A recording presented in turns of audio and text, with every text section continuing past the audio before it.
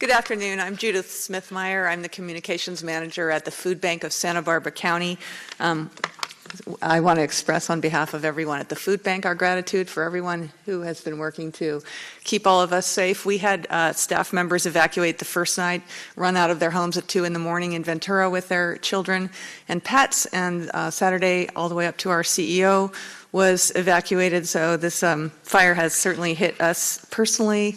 And we additionally, of course, are seeing the need in the community that's resulting from the Thomas Fire. Since the fire began, the Food Bank has collaborated with the Red Cross to provide snacks and water and healthy, fresh produce at the evacuation shelter at UCSB. But the impact of the fire has reached so far beyond those displaced by evacuation, and that's what we're seeing among the people that we serve. Local school children were missing more than 28,000 meals every day in the Santa Barbara area that the schools were closed. Most schools were closed for 7 days straight, so you can do the math on that. And this school meals are a really critical source of daily nutrition for these children. Many of them receive breakfast and lunch at school, so that's 2 meals of their day that just disappeared unexpectedly starting last week. Additionally, some families, many of the parents of these kids are losing work. They're experiencing really sudden and precipitous loss of income. Their places of employment are closed or cutting back hours. So the need for food has shot up dramatically since we've opened our 5 emergency food distribution sites just last week. Our entire contents of our warehouse turned over 2 times just in the week that we were providing emergency food distribution. So the need is huge and ongoing. It's great to hear about the evacuations being reduced and people being able to go back home. And it'll be great when people can get back to work, but the feeling of the fear of that loss of income is going to really continue for quite some time.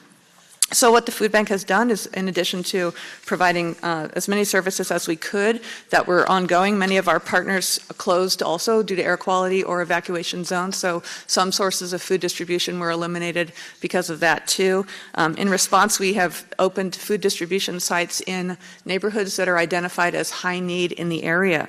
So I'd like to list where these locations are operating every day this week, Monday through Friday, and will also be operating next week, I believe, though confirmation of that will be forthcoming.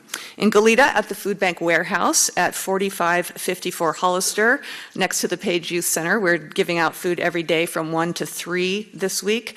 Downtown at the Food Bank offices as well at 1525 State Street, next to Cantwell's, from 12 to 2 every day. On the east side, Franklin Neighborhood Center will be offering food distribution from 12:30 to 2 p.m. every day at 1136 East Montecito Street. We're working with the West Side Boys and Girls Club to distribute food on the west side at 602 West Anapamu Street from 12 to 2 every day as well. And in Carpinteria at St. Joseph Church at 1500 Linden Avenue, food will be distributed from 12 to 2 as well.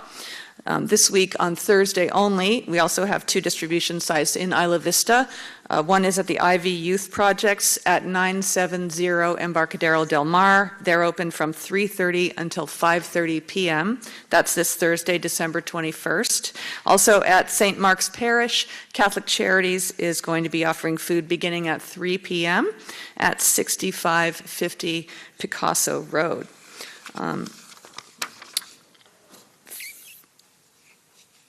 Everyone is welcome, anyone is welcome, and no paperwork is required. So it's really open to everyone in the community. The public is invited and welcome to attend. Okay, in addition to these emergency food distribution sites, we're also launching this week a healthy lunch program. Like I mentioned about school kids missing all these lunches, that need is going to obviously continue throughout the break because schools are on vacation during that time. So we're launching a healthy lunch program that will run until school resumes in January to fill these gaps. Details on where those will be forthcoming, but we'll be offering single-serving lunches that will have something, for example, a turkey and ham sub with some fresh carrots and apples or oranges and some milk. So that's another way that kids will be able to get their daily nutrition that they're missing right now. So the community need is huge. We served 6,000 people last week just during our limited hours of the emergency food distributions.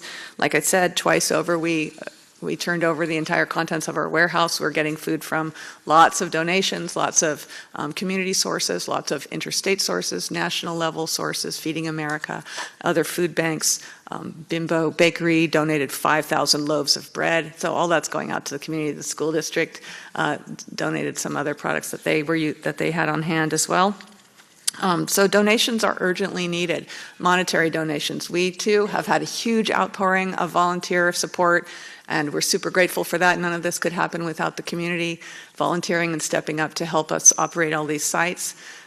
And people donating tons of food, also very helpful. The food bank can turn $1 donated into 8 meals, so we can really leverage monetary donations to have the maximum impact. And those donations can be made at Foodbank SBC, as in Santa Barbara County.org.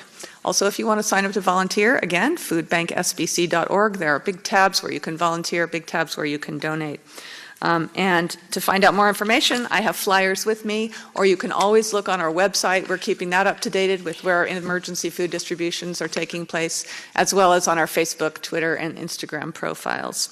So thank you again. We're super grateful to everyone who's keeping the community safe, and our partners who are hosting our emergency food distributions. And our hearts go out to everybody affected by this fire, both directly and secondarily. Thank you.